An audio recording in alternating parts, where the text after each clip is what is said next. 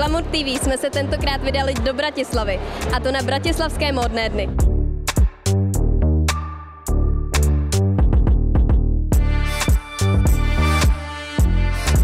Jak byste zhodnotila letošní ročník? Ja som spokojná s týmto ročníkom, pretože včera sme mali vlastne Československý deň, lebo boli tu zastúpené teda 3 značky české a 2 slovenskí návrhári. Dnes po obede sme mali, lebo tento projekt má aj projekt Hľadáme nové tváre slovenskej scény. A to by som práve chcela vyzdvihnúť, že si myslím, že to je taký najdôležitejší, pretože všetci etablovaní návrhári za tých 18 rokov zišli z tohto projektu. A dnes som to aj predviedla, aj pri hovore povedala, že vlastne vyhrala stredná odborná škola Biela voda.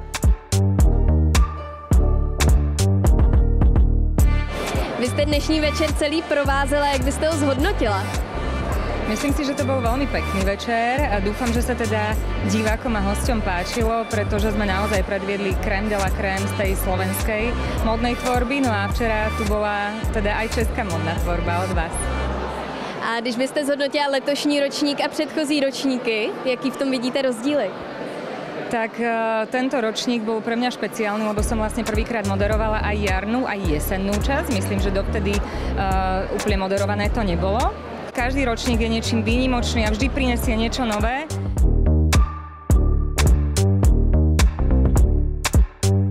Vy jste měla úžasnou závěrečnou přehlídku, jak byste ji zhodnotila? Tak ja sa momentálne dostávam medzi ľudí na taký ten feedback, ale v rámci tímu tak to bol veľký ohlas a pritom musím povedať, že táto prehliadka bola trošku pre nás aj netradičná. Tá inšpirácia 80. rokmi bola nahodila práve kvôli tomu, že už mala som chuť spraviť niečo úplne iné, takže bolo to trošku prekvapenie. A oproti teda klasickým vašim kolekcím, tohle to bylo opravdu jako mimořádný. Kde tu inspiraci jste přesně čerpala? Ja som sa navnadila na tú dobu a začala som si hľadať dokumenty, rôzne videoklipy a filmy 80. rokov. A naladila som sa na to tak, že ma to vyhecovalo k tomu, že ja som si zostavila playlist 80. roky tak, ako to cítim ja. Jste dnešní večer otvírala, jak jste se připravovala na dnešní přehlídku? Pre mňa je to klasika, to je tak pol roka dríny, možno aj 3/4 roka, pretože ja pripravím na každú jeseň novú kolekciu jesenných a zimných modelov. A keďže tentokrát som mala ešte jednu prehliadku predtým, kde som dávala také, by som povedala, kabátiky jesenné, tak som potrebovala dvojnásobok času, takže už som rada, že to mám za sebou. Jak byste ji zhodnotila? Podľa mňa to bolo akože fajn, ale nemôžem to zhodnotiť ja, to zhodnotia ľudia.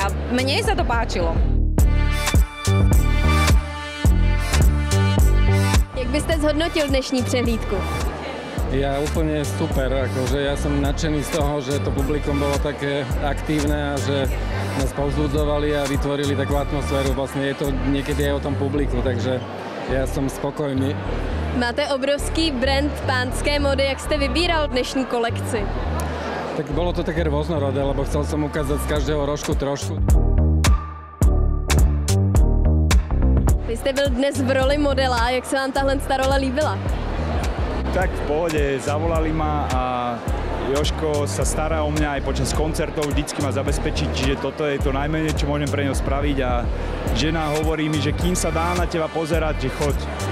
Když byste tedy porovnal dnešní přehlídku a předchozí přehlídky, tak v čem je tahle jiná? Je taká sviežejšia.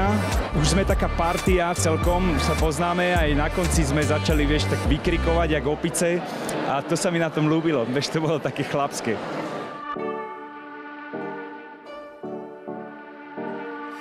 Jak jste se připravovala na dnešní přehlídku?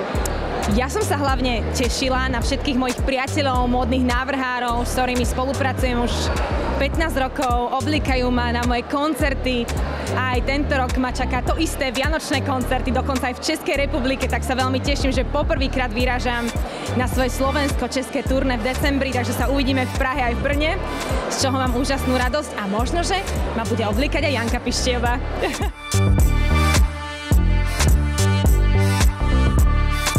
Máme za sebou módní přehlídku. Jak byste zhodnotila dnešní den? Som rada, že je to za mnou. Dobre, akože určite ja som spokojná a uvidím, aké budú výstupy ešte. Když byste srovnala přehlídku před 10 lety a tu, která byla dnes, je to velký rozdíl? Asi áno, prvýkrát to bolo o mnoho viac stresu, by som povedala, teraz to už beriem tak akože voľne, akurát sa stresujem z toho, či stihneme poobliekať dievčatá, takže to je taký jediný stres, by som povedala.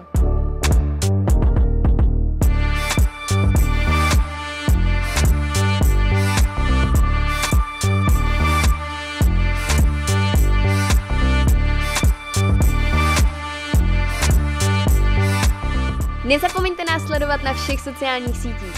Instagramu, Facebooku i TikToku. Jo, a na YouTube si zapněte zvoneček, ať vám neuniknou žádný novinky ze světa fashion, beauty a glamour.